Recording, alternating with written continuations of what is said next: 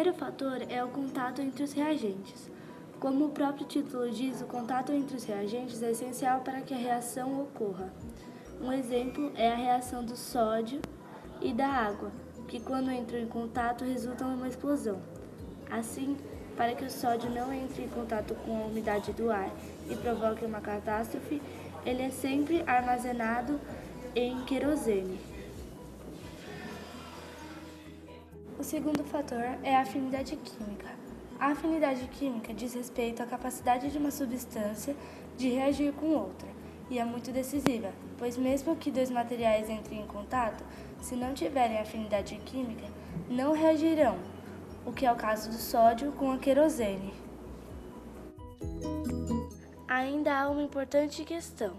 Quanto maior a afinidade química, maior será a velocidade da reação. Ao considerarmos uma oxirredução, que é uma reação entre metal e metal, a afinidade seria a tendência de um dos reagentes de receber elétrons e a tendência do outro reagente de doar elétrons. Quanto maior forem essas tendências, mais rápido a reação ocorre.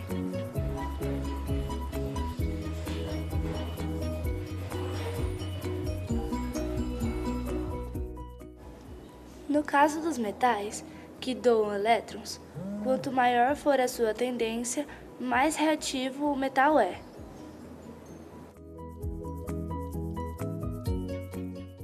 O ouro, por exemplo, é o metal menos reativo de todos, por isso é bem resistente à exposição ao oxigênio e à umidade do ar, assim não enferrujando, e também é bem resistente a ácidos isolados. É por isso que muitas peças de ouro, como os sarcófagos do Egito Antigo, continuam em ótimas condições até hoje. É atacado somente por água régia, que é uma mistura de 3 partes de ácido clorídrico com 1 parte de ácido nítrico. O terceiro fator são as colisões efetivas. Para que uma reação química ocorra, as moléculas dos reagentes que entraram em contato devem colidir de modo efetivo, isto é, devem resultar na quebra de suas ligações dos reagentes e na formação de novas substâncias. Porém, nem sempre as colisões entre as moléculas são favoráveis. Quanto maior o número de colisões favoráveis, maior será a velocidade da reação química. O quarto fator é a energia de ativação. A energia de ativação é uma energia mínima que os reagentes devem ter para que possam colidir favoravelmente, como mostrado anteriormente. Quanto menor a energia de ativação, mais rápida é a reação química.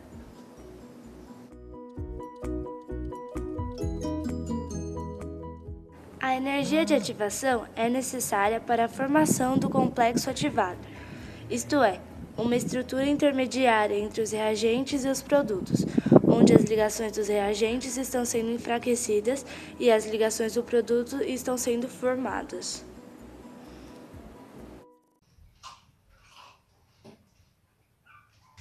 Mas já é minha vez.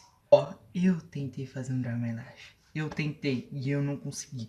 Esse foi o meu melhor desenho. Então vou apresentar esse maravilhoso corpo que eu tenho. Continuando com o tema, a gente vai falar de reações de adição. Reações de adição é quando você pega um elemento e o outro, junta e cria uma substância única. Para a gente representar essa reação na parte escrita, a gente pode falar que A mais B forma AB. Mas algumas outras pessoas também podem colocar como A mais B forma C, porque se você juntar dois elementos, ele cria uma nova substância. E ainda isso é um fato muito interessante, tá? Um exemplo muito bom que está aparecendo aqui na tela é quando você pega o sódio e o cloro, junta e forma aquele sal de cozinha. E não precisa ser necessariamente uma substância simples, como enxofre, ferro, hidrogênio. Pode ser também substâncias compostas, como CO2, H2 e etc. Agora vamos falar de reações de análise. Se na reações de adição a gente juntava os elementos químicos, nesse a gente o que? A gente separa. Exatamente, quando você pega o elemento que já está misturado, você separa. E para você representar isso na parte escrita, você coloca A, B, forma A mais B. Do tipo, tava com A e com B, você separou, ficou A mais B.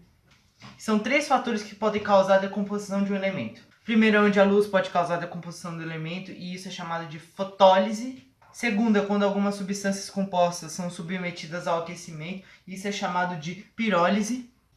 E o último é quando passa uma corrente elétrica em um composto fundido, isso é chamado de eletrólise. Agora vamos para a simples troca. É uma reação onde há 2 reagentes e 2 produtos, sendo que um deles é um elemento químico, o outro é um elemento composto. Esses produtos há igualmente um elemento químico e um composto. Uma reação de simples troca, ela possui essa fórmula aqui. A mais BC é igual a B mais AC. Ou seja, ele deslocou. Antes o A estava sozinho, agora o A estava com o C. O B que estava com o C, agora ele ficou sozinho. Ou seja, ele trocou. Ou seja, o C ficou com o A e o B ficou sozinho. E nela há 2 subtipos diferentes. Onde? O primeiro é que A e B são metais com eletropositividade se eles ficarem juntos. E o C é um ânion formado por um metal somente. E o segundo caso é quando o A e B eles são ametais e o C ele é um metal. E para complementar os nossos estudos é muito interessante você entender os elementos químicos na quais podem relativar com os metais e os ametais. Agora eu vou falar dos elementos químicos nas quais podem fazer relatividade com os metais, que é o que?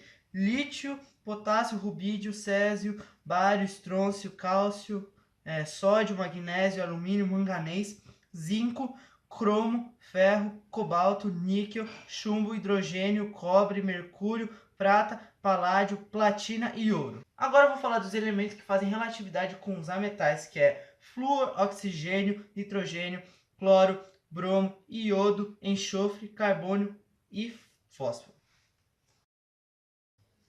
Agora vamos para a dupla troca. A reação dupla troca é onde há 2 reagentes, ambos compostos, gerando 2 produtos, sendo que são igualmente 2 compostos, mudando entre si 2 elementos. A equação ela pode ser representada dessa forma. AB mais CD é igual a AD mais CB, ou seja, 2 elementos trocaram. Quando a gente vai comparar os reagentes, eles podem ser menos ionizados, mais voláteis ou menos insolúveis. O produto menos ionizado é um produto que ele é menos dissociado, ou melhor dizendo, ele é muito fraco. A neutralização, que é uma mistura de um ácido e uma base, é um bom exemplo para criar esse tipo de produto. Um bom exemplo para esse tipo de produto é esse daqui, onde o HCl, que é um ácido, e o NaOH, que é uma base, eles trocam formando NaCl e um H2O, já que os dois tinham Hs, um no HCl e outro no NaOH, eles formaram H2O, que é uma água. Agora, o produto mais volátil ele é muito mais caracterizado pela criação de gás. E um bom exemplo dessa relação é quando ocorre uma reação com sal carbonato e um ácido. Aqui o bom exemplo do produto mais volátil, onde o sal carbonato ele doa um oxigênio para o hidrogênio e acontece o que? Vai formar um gás carbônico e o elemento água. Agora vamos finalizar falando do produto insolúvel. Essa reação é muito mais fácil de você visualizar, pois ela depende da presença de um sólido na qual você está colocando no recipiente. Agora vamos falar da combustão. A combustão é uma reação entre 2 ou mais reagentes, que são os combustíveis e os comburentes, onde eles têm grande liberação de energia em forma de calor. E só uma curiosidade, praticamente todos os combustíveis eles são orgânicos. Na maioria das vezes a combustão ela é uma reação oxirredução, onde o oxigênio é o agente oxidante e reduz-se quase sempre ao NOx 2-. E nela tem 2 tipos de combustão, que é a completa e a incompleta. A combustão completa é quando existe um número suficiente para que os oxigênios consumem o combustível. E a combustão incompleta é quando não tem número suficiente para que o oxigênio consuma o combustível. Espero que tenham gostado da nossa primeira videoaula aqui na página do Facebook. Se você gostou, por favor, curte esse vídeo. Além do mais, curta a nossa página do Facebook e divulga para várias pessoas, porque o nosso objetivo é ensinar vocês química. E lembrando que se você não gostou do nosso vídeo, você quer algumas sugestões para melhorar o nosso conteúdo, vai ser muito importante e vai nos ajudar de verdade. E para acabar o vídeo mesmo, eu quero fazer um desafio com vocês. Tá vendo esse elemento aqui? Tá vendo aqui, ó? Tá vendo, ó? Show! Me fale se essa reação é de adição, análise, simples troca e dupla troca, beleza? Muito obrigado por ter assistido e até mais. Tchau!